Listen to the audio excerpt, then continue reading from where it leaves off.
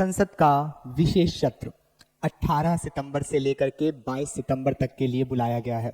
और यह क्यों बुलाया गया, कैसे बुलाया गया और क्या है इसके बुलाने की प्रक्रिया, आज इस वीडियो में हम समझेंगे। नमस्कार, मेरा नाम रहबर नवाज है और आप देख रहे हैं एग्जाम 30।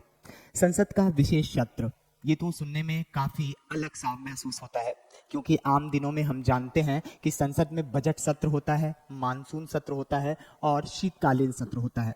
ये अलग बात है कि भारतीय संविधान के अनुच्छेद 85 यानी 85 में ये बात कही गई है कि किसी भी संसद के दो सत्र के बीच में 6 महीने से ज़्यादा का गैप नहीं होना चाहिए, यानी एक वर्ष में कम से कम 2 बार तो संसद की बैठक होनी चाहिए। उसमें कितना दिन कैसे क्या होगा, यह काम छोड़ दिया गया संसदीय मंत्रालय के तहत, और उसके तहत जो संसदीय कार्य समिति होती है वह इसका डिसीजन लेती है कि कितने ड्यूरेशन के ये सत्र होंगे। लेकिन भारत में अमूमन 3 सत्र ऑर्गेनाइज किए जाते हैं। यूँ तो भारत की संसद राज्यसभा, लोकसभा और राष्ट्रपति से मिलकर के बनती है, क्योंकि बिना राष्ट्रपति के हस्ताक्षर के कोई भी संसद के द्वारा पारित विधेयक अधिनियम नहीं बन सकता। इसलिए राष्ट्रपति संसद का अभिन्न हिस्सा है, लेकिन वह इनके बैठकों में सम्मिलित नहीं होते।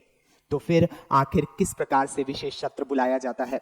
कहते हैं कि भारत की संसद में जो सत्र को बुलाने और सत्र का सत्रावसान करने का अधिकार है वो राष्ट्रपति के पास है। लेकिन विशेष सत्र कैसे बुलाया जाएगा, तो यह डिसीजन कैबिनेट के ऊपर है, यानी पूरी तरह केंद्र सरकार के अधीन है। केंद्र सरकार की जो संसदीय कैबिनेट समिति होती है वो इसका डिसीजन लेती है किसी विशेष सत्र को बुलाने के लिए। जैसा कि हम सभी जानते हैं 2024 में लोकसभा के आम चुनाव होने हैं और भारत में नए संसद का गठन होना है और नए प्रधानमंत्री का चुनाव होना है।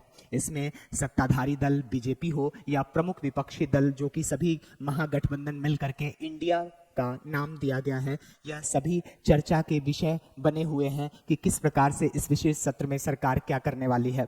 हम आपको बता दें कि विशेष सत्र इसलिए भी बुलाया जा रहा है क्योंकि गुप्त सूत्रों से ये पता चल रहा है कि भारत की वर्तमान सरकार यूनिफॉर्म सिविल कोड लाने की तैयारी में हो सकती है, या फिर जो लोकसभा में वर्षों से कांग्रेस के शासनकाल से ही अटकी हुई है संसद में महिला आरक्षण बिल, जो कि राज्यसभा, लोकसभा और सभी राज्यों की विधानसभाओं में 33% सीटों पर महिलाओं को आरक्षण देने का प्रावधान करता है, उसको पारित किया जा सकता है।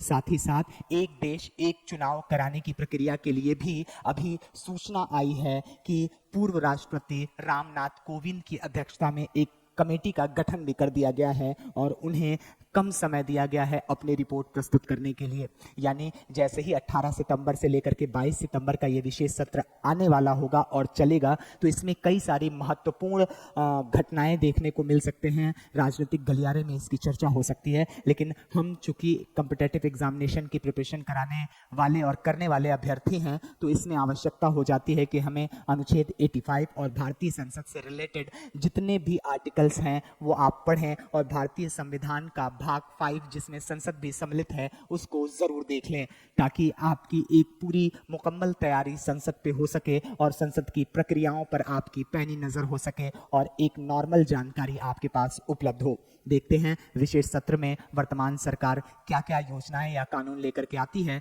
फिर हम उनके प्रभावों और उनसे जुड़े अन्य प्रावधानों पर आपसे चर्चा करेंगे। तब तक देखते रहिए एग्जाम 30, और अब तक इस चैनल को सब्सक्राइब नहीं किया है तो अवश्य कर लें। जय हिंद, जय भारत।